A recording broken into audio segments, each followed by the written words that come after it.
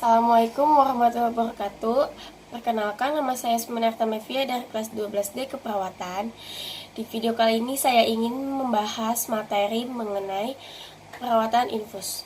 Definisi perawatan infus adalah suatu tindakan keperawatan yang dilakukan pada tempat pemasangan infus. Ada pengertian lain dari perawatan infus yang tadi, yaitu suatu tindakan keperawatan yang dilakukan untuk mencegah terjadinya komplikasi lokal atau infeksi pada pasien yang menggunakan infus. Tujuan perawatan infus sendiri itu ada 4. Yang pertama, mencegah terjadinya infeksi. Yang kedua, mencegah terjadinya flebitis pada tindakan pemasangan infus. Yang ketiga, menghindari adanya perdarahan. Dan yang terakhir adalah menghindari adanya pembengkakan. Indikasi perawatan infus ada 2. Yang pertama, pasien mengalami ketidaknyamanan pada tempat pemasangan infus. Dan yang kedua adalah pasien yang terpasang infus. Alat yang digunakan pada perawatan infus ada 11. Yang pertama, pinset anatomi steril 2 buah. Yang kedua, kasa steril. Yang ketiga, sarung tangan yang steril. Yang keempat, gunakan plester. Yang kelima, siapkan HIPAA-FIX. Yang keenam, lidi kapas. Yang ketujuh, alkohol yang 70% atau wash bensin dalam tempatnya. Yang ke-8, Lodin Povidone solution 10% atau yang sejenisnya.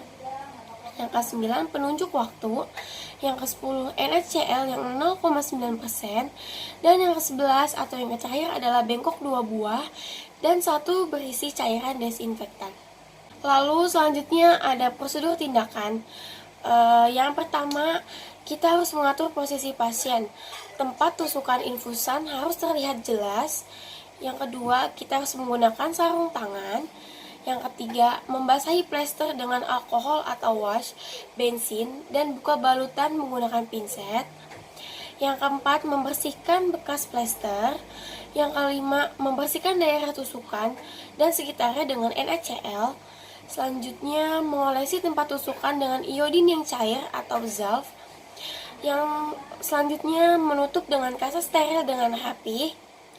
Lalu, memasang plester penutup. Dan yang terakhir, mengatur tetesan infus sesuai program.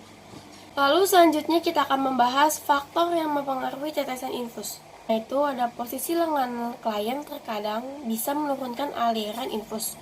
Sedikit pronasi, supinasi, ekstensi, atau elevansi dengan bantal dapat meningkatkan aliran. Selanjutnya, posisi dan kepatanan selang infus atau aliran berbanding langsung dengan diameter selang. Selanjutnya, aliran akan lebih cepat dengan melalui kanula dengan diameter yang besar berlawanan dengan kanul kecil.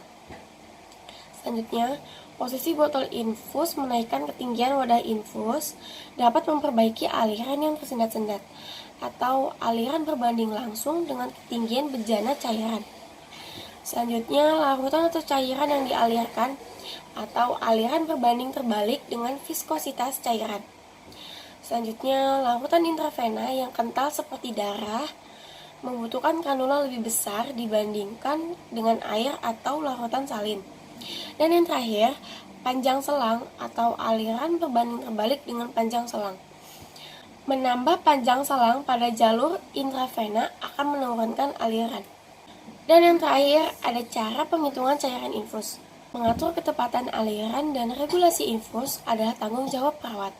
Hal yang dapat muncul apabila perawat tidak memperhatikan infus adalah hipovolemia atau hipovolemia. Dalam menentukan tetesan infus, perawat perlu memperhatikan faktor tetesan yang akan digunakan. Perhitungan tetesan infus ada 2, yaitu tetesan makro dan mikro. Tetesan makro itu 1 cc sama dengan 15 tetes. Sedangkan kalau tetesan mikro itu 1 cc sama dengan 60 tetes. Nah, untuk mengatur tetesan infus, perawat harus mengetahui volume cairan yang akan dimasukkan dan waktu yang dibutuhkan untuk menghabiskan cairan infus. Perhitungan cairan yang sering dilakukan perhitungan milimeter per jam dan penghitungan tetes per menit. Sekian dari saya pembahasan mengenai perawatan infus. Kurang lebihnya mohon maaf. Wassalamualaikum warahmatullahi wabarakatuh.